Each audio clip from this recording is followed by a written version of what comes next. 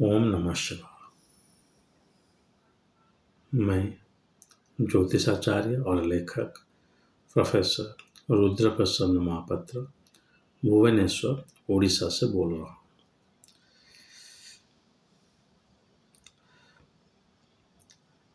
आज मैं आपको ऐसे सूत्र बताने वाला हूँ जो कि शायद आपको गलत लगे, लेकिन मेरे अनुभव जो रहा है उस हिसाब से मैं आपको ये बताने वाला हूँ और ये कुछ हद तक बहुत काम देता है आज के दौर में। जब हम देखते हैं कि डिवोर्स वैवाहिक जीवन जो होता है वहाँ पे ये बहुत काम देता है, लेकिन एक अच्छा सूत्र है। कैसे है मैं आपको समझाता हूँ। जातक में अगर लग्न का स्वामी जिसको लग्नस माना जाता है वो बहुत ही सड़बली होते हुए लग्न में बैठा हो या लग्न को दृष्टि दे रहा हो, जैसे अगर मंगल या शनि सूर्य तीनों ग्रहों को आप ले लीजिए। हालांकि मैं जो बोल रहा हूँ वो बृहस्पति या शुक्र या बुध के लग्नों में ज्यादा काम नहीं करता, करेगा लेकिन इतना नहीं करेगा, क्योंकि नैसर्गिक रूप से शुक्र बृहस्पति और बुध जो है वो अच्छे ग्रह माने गए हैं, जहाँ पे सूर्य मंगल और शनि पूर्व ग्रह माने गए। तो किसी भी लगन जो सूर्य का हो, चलिए सूर्य का तो एक ही लगन है, मंगल या शनि का लगन ले लीजिए, तो देखिए वहाँ पे स्वयं शनि या मंगल नहीं है, तो अगर है उसका सड़बल कितना है, कितना स्ट्रेंथ है उसका।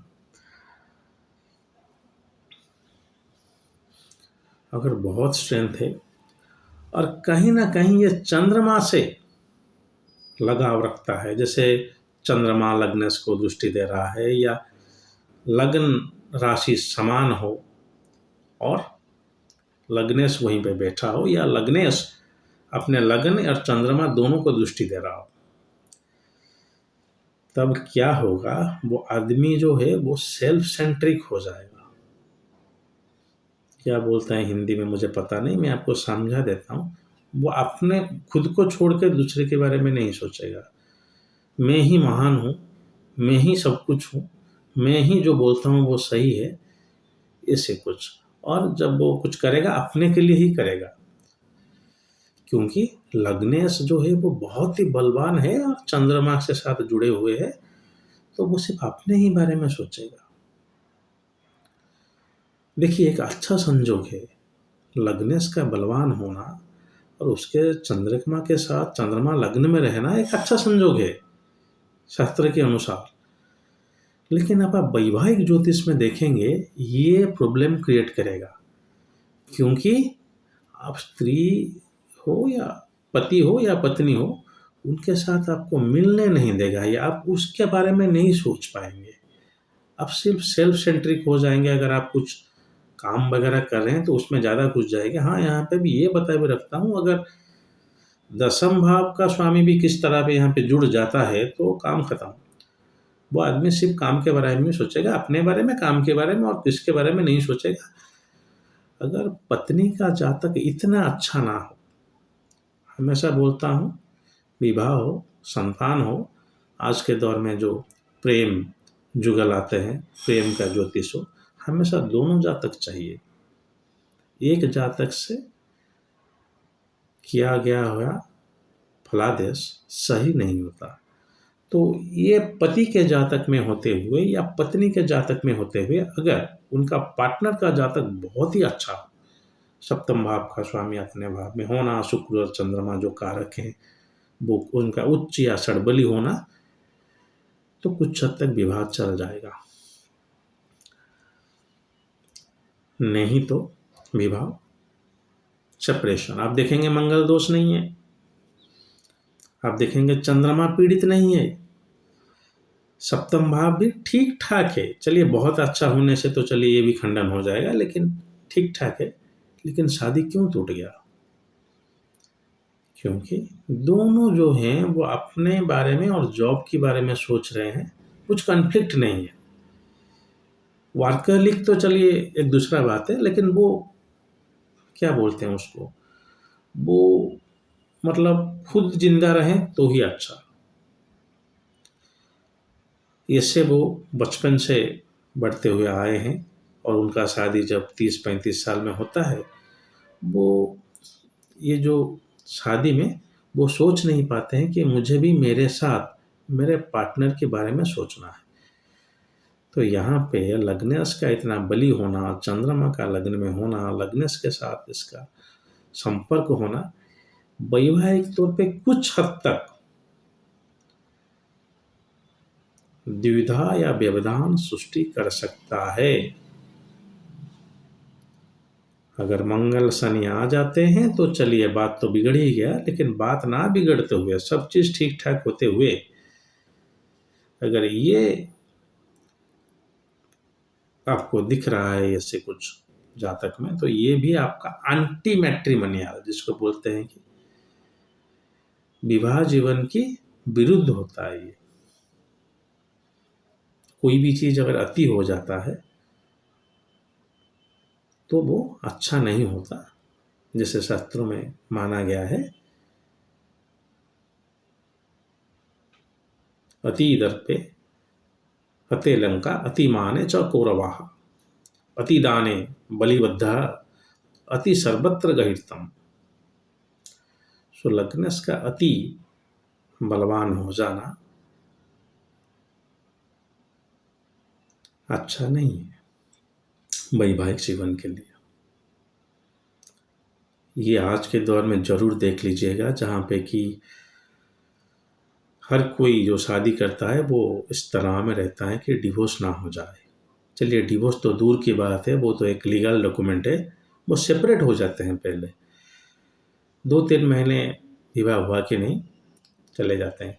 तो जब आप मैरिज मैचिंग करते हैं या जब आप जातक को देखते हैं, देखेंगे लग्नेश बहुत ही बली है और वो क्रूर ग्रह है। लग्न में मेष लग्न में मंगल क्रूर होके बैठा है चंद्रमा के साथ, या चंद्रमा अपने निच बल के साथ बैठे हैं, शुक्र में तुला में दृष्टि दे रहे हैं, मंगल भी दृष्टि दे रहा है और बहुत बली है।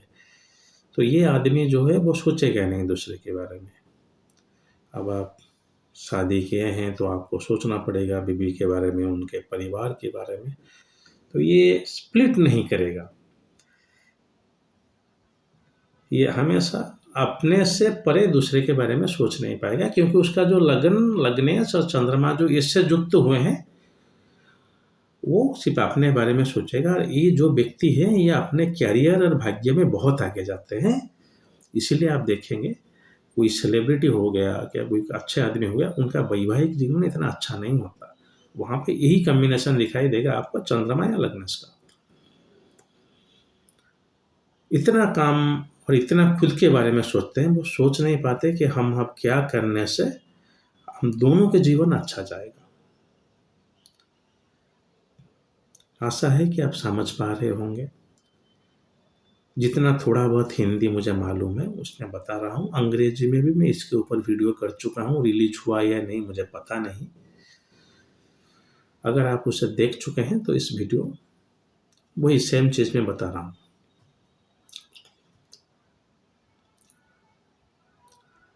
तो ज्योतिष का एक बहुत ही अच्छा नियम, किसी भी ग्रह पे लग्न में जाना, लग्नेश का बलवान हो जाना जो बहुत अच्छा है। हालांकि है भी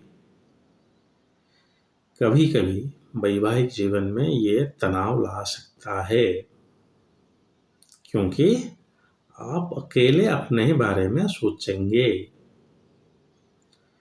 एक चीज बताना चाहूंगा कि पार्टनर का जातक देखने के बाद एक्यूरेटली बता सकते हैं। उनका अगर बहुत ही अच्छा होगा तो वो एडजस्ट कर लेगी, क्यों होगा डिवोर्स?